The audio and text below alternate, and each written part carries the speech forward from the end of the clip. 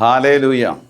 ഈശോയിൽ ഏറ്റവും പ്രിയപ്പെട്ടവരെ, സ്വർഗത്തിലെ അപ്പൻ തിരഞ്ഞെടുക്കപ്പെട്ട ദൈവമക്കളോട് പറയുന്ന ഒരു വചനമാണ് 2 ദിനവൃത്താന്തം 29-ാം അധ്യായം 11-ാം വാക്യം.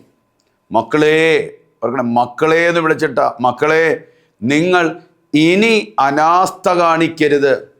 തൻ്റെ സന്നദ്ധിയിൽ നിൽക്കുന്നതിനും തനിക്ക് ശുശ്രൂഷ ചെയ്യുന്നതിനും ധൂപം അർപ്പിക്കുന്നതിനും കർത്താവ് നിങ്ങളെയാണ് തിരഞ്ഞെടുത്തിരിക്കുന്നത്. നിങ്ങളെയാണ് തിരഞ്ഞെടുത്തിരിക്കുന്നത്. ആയിരക്കണക്കിന് മനുഷ്യരിൽ നിന്നും, ഒരു ഇടവകയിലെ 100 കണക്കിന് വ്യക്തികളുടെ ഇടയിൽ നിന്നും സാധാരണക്കാരായ നമ്മളെയും നമ്മുടെ മക്കളെയും അൾത്താരവാലനായി, മതബോധന അധ്യാപകരായി, കൈക്കാരനായി, പള്ളി കമ്മിറ്റിക്കാരനായി, അങ്ങനെ സന്യസ്തരായി, പുരോഹിതരായി നമ്മളെ തിരഞ്ഞെടുത്തിരിക്കുന്ന കർത്താവ് നമ്മളോട് അപേക്ഷിക്കുകയാണ്, നിങ്ങളിനി അനാസ്ഥ കാണിക്കരുത്. ദൈവിക ശുശ്രൂഷയോടോ ദൈവിക നിയമങ്ങളോടോ അനാസ്ഥ കാണിച്ചതിൻ്റെ പേരിലാണ് ഇന്ന് സഭയിൽ അനേക ഇടവകകളിൽ വില കൊടുക്കേണ്ടി വരുന്നത്. കർത്താവിൻ്റെ മഹത്വത്തിന് ക്ഷതമേൽപ്പിക്കുന്ന വിധത്തിൽ ആരെങ്കിലും ഒരു പ്രവൃത്തി ചെയ്യുന്നത് കണ്ടു കഴിഞ്ഞാൽ തിരഞ്ഞെടുക്കപ്പെട്ടവരുടെ ഉത്തരവാദിത്തമാണ് അതിനെതിരെ പ്രതിഷേധിക്കാൻ, നിലപാടെടുക്കാൻ. ഒരുപക്ഷെ ഒത്തിരി സഹിക്കേണ്ടി വരും, ഒത്തിരി വില കൊടുക്കേണ്ടി വരും.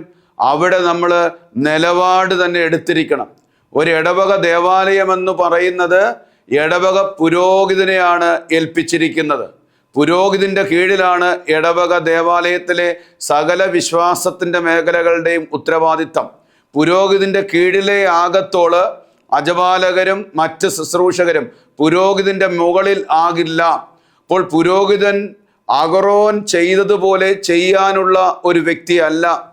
അഹരോൻ ഭയപ്പെട്ട് ഇസ്രായേൽ ജനം കാളക്കുട്ടിയെ ഉണ്ടാക്കിത്തരാൻ പറഞ്ഞപ്പോൾ അവരുടെ കാതിൽ നിന്നും കഴുത്തിൽ നിന്നും സ്വർണ്ണവളയങ്ങൾ ഊരിയെടുത്തുകൊണ്ട് കാളക്കുട്ടിയെ ഉണ്ടാക്കി കൊടുത്തപ്പോഴാണ് അതിൻ്റെ മുമ്പിൽ നിന്ന് അവർ വിളിച്ചു പറഞ്ഞത്, ഇസ്രായേലിനെ ഈജിപ്തിൽ നിന്നും രക്ഷിച്ച ദേവനെന്ന് പറഞ്ഞുകൊണ്ട് തിന്നാനും കുടിക്കാനും മെതിക്കാനും ആടാനും പാടാനും കാളക്കുട്ടിയെ ആരാധിക്കാനും തുടങ്ങി.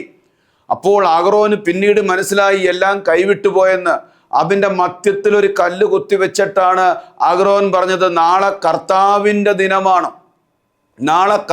ദിനമാണ്, എല്ലാവരും വരണമെന്ന്. ജനത്തിന് സന്തോഷമായി. ഇവിടെ വിഗ്രഹത്തെ ആരാധിച്ച് ദൈവത്തെ നിന്ദിച്ചു കഴിഞ്ഞപ്പോൾ അടുത്ത ദിവസം ഒരു അനുതാപവും ഇല്ലാതെ വീണ്ടും അവർ വന്ന് കർത്താവിൻ്റെ ബലിയിൽ, കർത്താവിൻ്റെ ആരാധനയിലും പങ്കുകൊണ്ട് അവരങ്ങനെ ഇടകലർന്നുള്ള ആചാരങ്ങൾ അവരാചരിക്കാൻ തുടങ്ങി. സങ്കീർത്തകന്റെ പുസ്തകം 106 35-36 പറയുകയാണ്, അവരോട് ഇടകലർന്ന് അവരുടെ ആചാരങ്ങൾ ശീലിച്ചു, അവരുടെ വിഗ്രഹങ്ങളെ അവർ സേവിച്ചു. അതവർക്കൊരു കെണിയായി തീർന്ന് അവരുടെ പുത്രന്മാരെ പിശാചുകൾക്ക് ബലിയർപ്പിച്ചു. എന്നാൽ ഇന്ന് അനേക ദേവാലയങ്ങളിലെ, ദേവാലയത്തിൻ്റെ മധ്യത്തിലും ദേവാലയത്തിൻ്റെ ഉള്ളിലും ദേവാലയത്തിൻ്റെ പുറത്തും വിശേഷപ്പെട്ട ദിവസങ്ങൾ വരുമ്പോൾ, ഞായറാഴ്ചകൾ വരുമ്പോൾ ഇതുപോലെ ബലിയർപ്പണം കഴിഞ്ഞ് പുറത്തിറങ്ങി വന്നിട്ട് ആട്ടവും പാട്ടും ദൈവനിന്ദയും അനാചാരങ്ങളും കയറി ഇറങ്ങി നടക്കുന്ന സമയത്ത് കർത്താവിൻ്റെ മനസ്സിനെ നമ്മൾ വേദനിപ്പിക്കുകയാണെന്നുള്ളത് യാഥാർത്ഥ്യം തിരിച്ചറിയണം. കർത്താവിൻ്റെ മഹത്വത്തെ ക്ഷതമേൽപ്പിക്കുകയാണ്. അഹരോൻ ചെയ്ത പ്രവൃത്തിയിൽ മോശ വന്ന് ചോദിച്ചത് ജനത്തിനോടല്ല, അഹരോനോടാണ് ചോദിച്ചത്, നീ എന്തിനാണ് ഇത്രമാത്രം നീചമായ പ്രവൃത്തി ചെയ്ത് ഈ ജനത്തിലെ അനർത്ഥങ്ങളിലേക്ക് തള്ളിവിട്ടത്? അഹരോനാണ് പ്രിയപ്പെട്ടവരെ. പുറപ്പാടിന്റെ പുസ്തകം 32-ാം അധ്യായത്തിൽ 25-ാം വാക്യത്തിൽ പറയുകയാണ്, ജനം അഴിഞ്ഞാടുന്നതിന് അഹരോൻ ജനത്തെ അനുവദിച്ചു. പല നിശബ്ദത പോലും, തിരഞ്ഞെടുക്കപ്പെട്ടവരുടെ പല മൗനങ്ങൾ പോലും ജനം അഴിഞ്ഞാടുന്നതിനും ജനം നശിക്കുന്നതിനും ഇടയാകും. അങ്ങനെയെങ്കിൽ അതിലേക്ക് ബോധപൂർവം തള്ളിയിടുന്ന തിരഞ്ഞെടുക്കപ്പെട്ട ഒരു വ്യക്തിയാണെങ്കിൽ വലിയ വില കൊടുക്കേണ്ടി വരും. വിശ്വാസികള്, യുവതി യുവാക്കള്, കുഞ്ഞുങ്ങള് അയൽത്താരയിൽ നിന്നും പുറത്തു പോകുന്നത് കണ്ടിട്ട് പള്ളിയിൽ കയറുന്നില്ല എന്ന് പറഞ്ഞ് വിലപിച്ചിട്ട് ഒരു കാര്യവുമില്ല. യുവതി യുവാക്കളെ, കുഞ്ഞുങ്ങളെ പള്ളിയിൽ കയറ്റാൻ വേണ്ടി DJ പാട്ടിട്ടാലും ഓണപ്പരിപാടി നടത്തിയാലും ഉത്സവങ്ങളിലേക്ക് അനാചാരങ്ങൾ ചെയ്താലും ഒരുപക്ഷെ ആ ദിവസത്തേക്ക് യുവതി യുവാക്കൾ വരും. അവർ വന്ന് വീണ്ടും കർത്താവിനെ നിന്ദിച്ചിട്ട് അതുവഴി അങ്ങ് പോകും. എൻ്റെ പ്രിയപ്പെട്ടവരെ, പരിശുദ്ധാത്മാവാണ് യുവജനങ്ങളെ ആണെങ്കിലും കുഞ്ഞുങ്ങളെ ആണെങ്കിലും വിശ്വാസികളെ ആണെങ്കിലും ദേവാലയത്തിലേക്ക് കയറ്റേണ്ടത്. ആത്മാവിൻ്റെ രക്ഷ പരിശുദ്ധാത്മാവിൻ്റെ റോളാണ്. തിരഞ്ഞെടുക്കപ്പെട്ടവരുടെ റോൾ എന്ന് പറഞ്ഞാൽ ജനത്തെ പരിശുദ്ധാത്മാവിനാൽ നയിക്കുകയും വിശ്വാസ സത്യങ്ങളിൽ നിലപാടെടുക്കുകയും വിശ്വാസ സത്യങ്ങളെ പ്രഘോഷിക്കുകയും ചെയ്യുന്നവരാണ് തിരഞ്ഞെടുക്കപ്പെട്ടവരുടെ ഉത്തരവാദിത്തം. വീണ്ടും 2 മക്കവേർ 4:17 പറയുകയാണ്, ദൈവിക നിയമങ്ങളോട് അനാദരം കാണിക്കുന്നത് നിസ്സാരമല്ല. ഭാവി സംഭവങ്ങൾ വസ്തുത തെളിയിക്കും.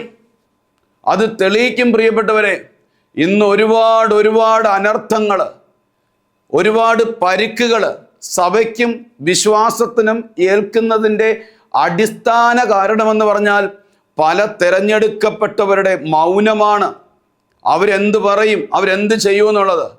മരിച്ചു വീഴേണ്ടി വന്നാലും രക്തം ചിന്തേണ്ടി വന്നാലും യേശുക്രിസ്തുവിൻ്റെ മഹത്വത്തിനോ ദേവാലയത്തിന് കളങ്കം വരാനോ ഒരു വിശ്വാസിയും അനുവദിക്കരുത്.